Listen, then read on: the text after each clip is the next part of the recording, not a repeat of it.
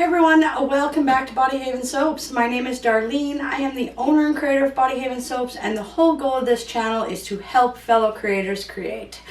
So today's recipe, we are going to go over making a professional feeling lip scrub.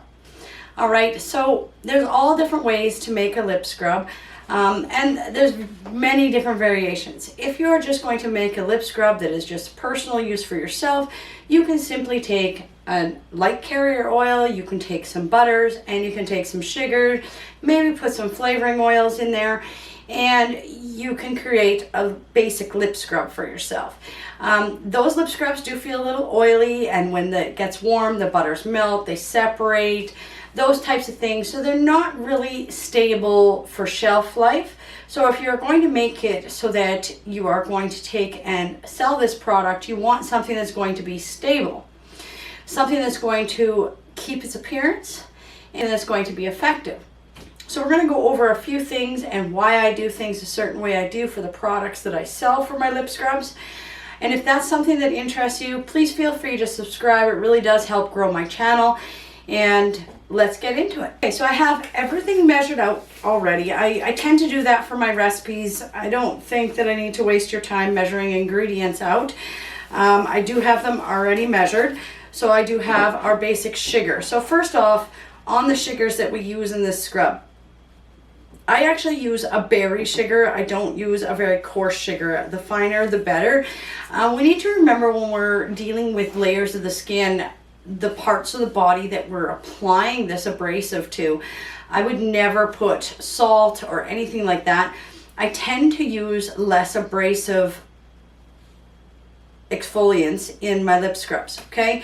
The reason I do that, if we think about it, I mean, our outside skin has approximately 15 to 16 layers of skin, but our lips only have 3 to 5 layers. It's a way more delicate area of the body to apply a scrub to.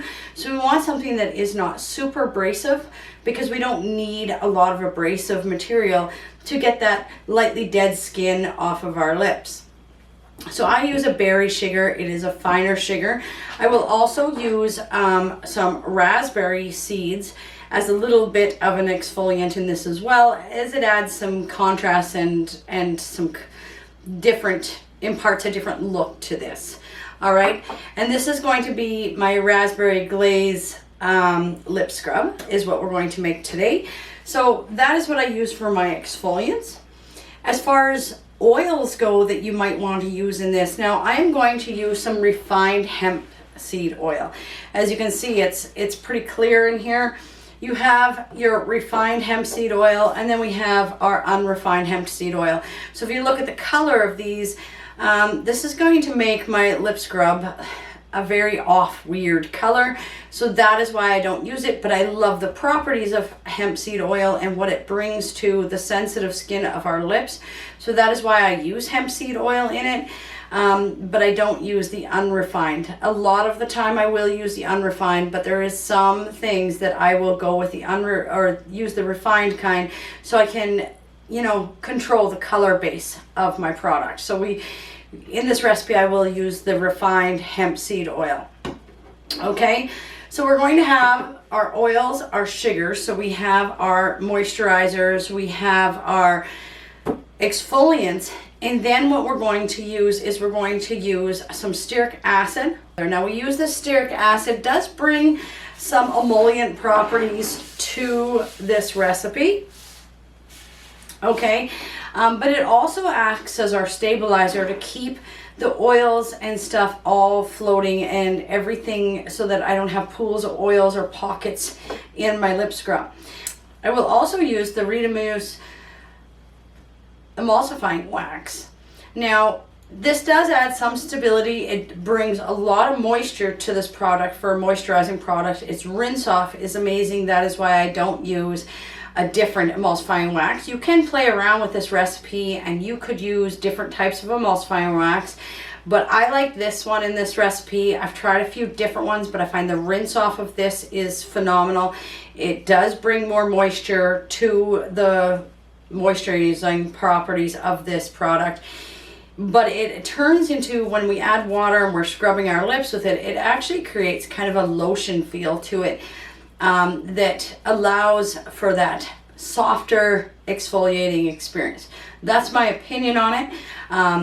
You guys could very well change out whatever oils you want. I would use something that is light, that is not pore clogging, something that doesn't leave that really greasy feel behind. So a light carrier oil, you could go with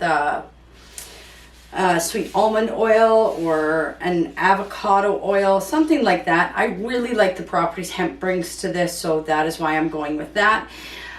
You need the stearic acid to create stability, okay? But you could switch around your emulsifiers and try different ones that you want. You could switch around your exfoliants. I would just really stay away from anything that is super aggressive. It's not really good for the lips.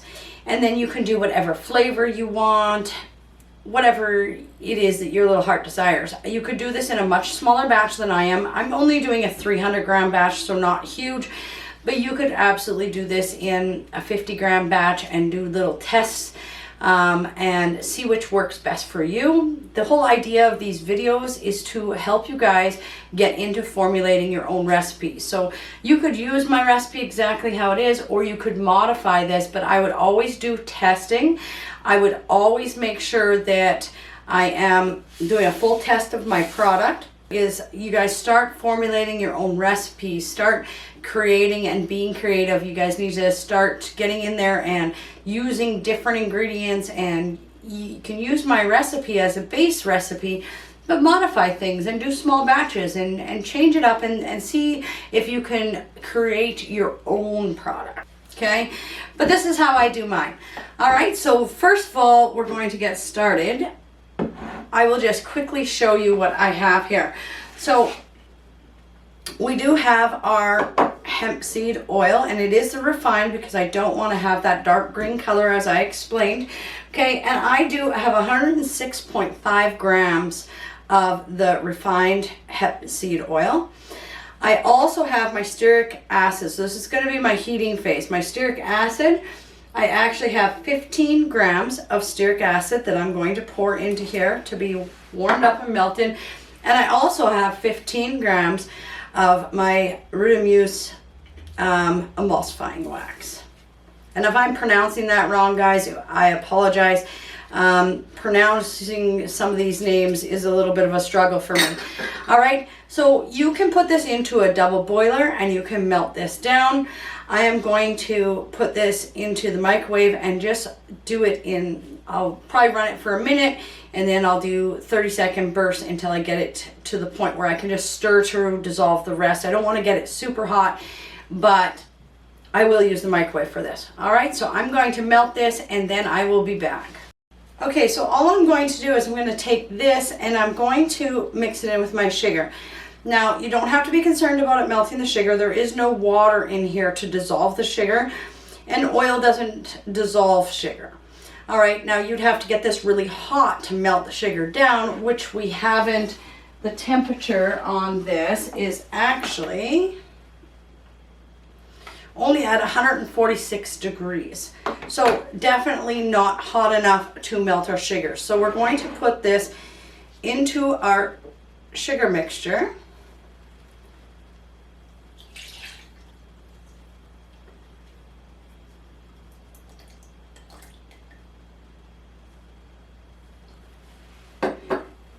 And in the sugar, you guys, I have 150 grams of just the berry sugar. You could use regular sugar. It's not going to be that big of a problem, but I would not use salt or anything like that. Okay. Now you want to stir this until you have no lumps, and you'll see that it will start to thicken up. But get all your lumps out of there.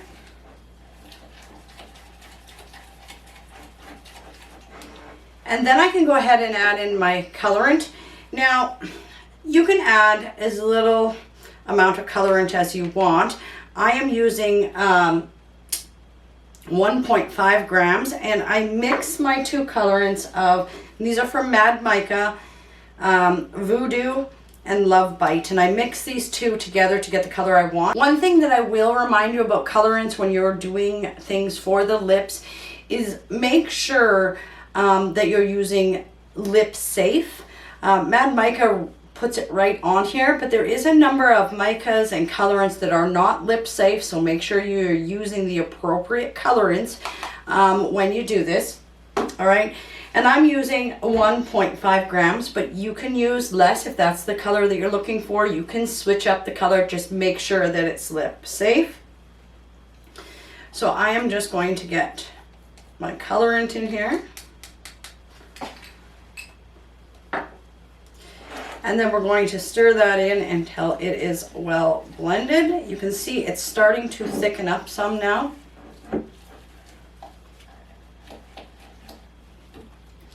And just make sure you get all parts of it colored.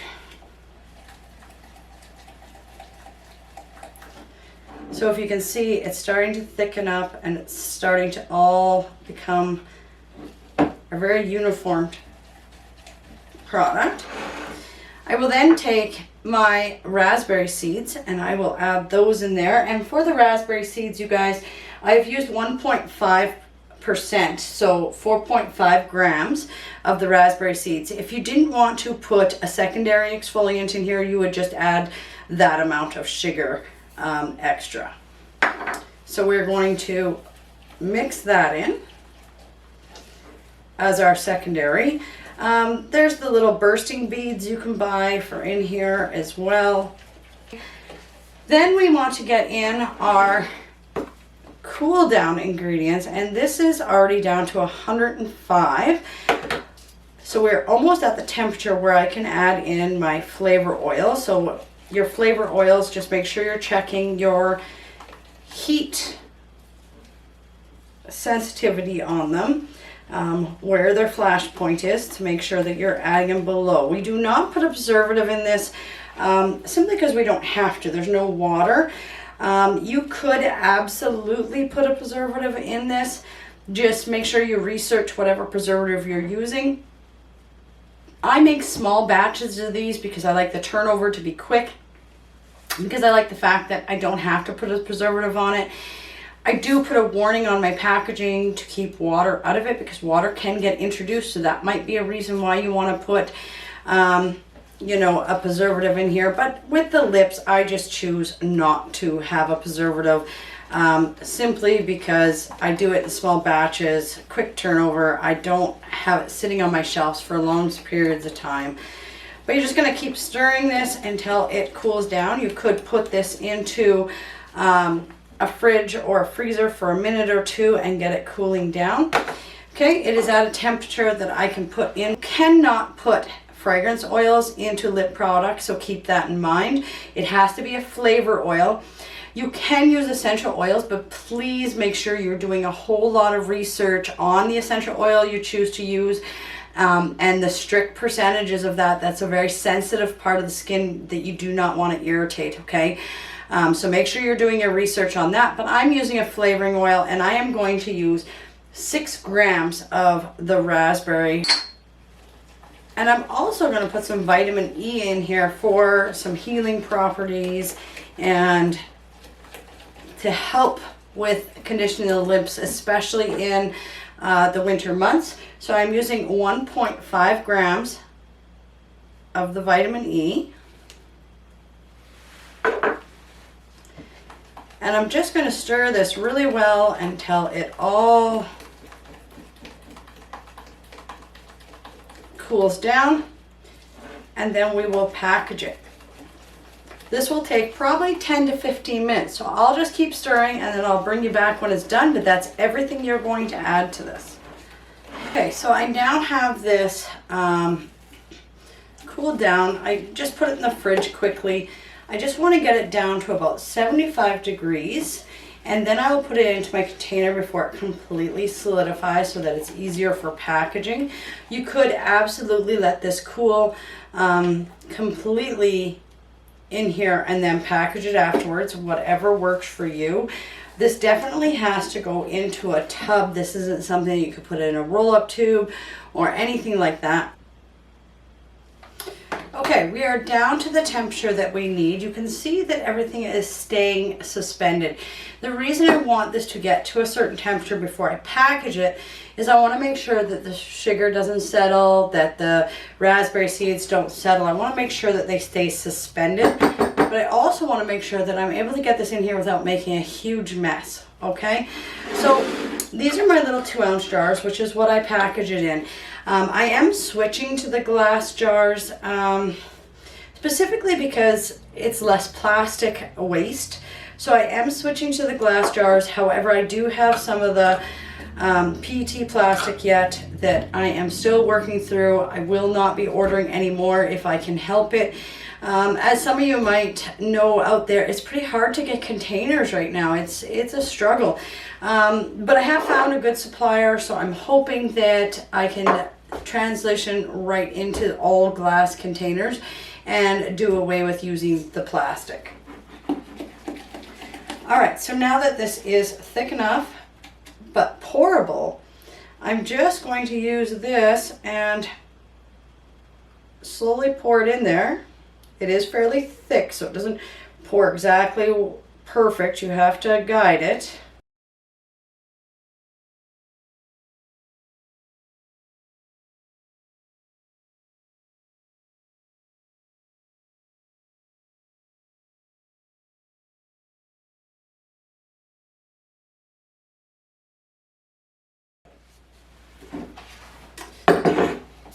Okay, so as you guys can see, it makes 5 of these 2-ounce containers. All right, guys, I hope that you enjoyed that video.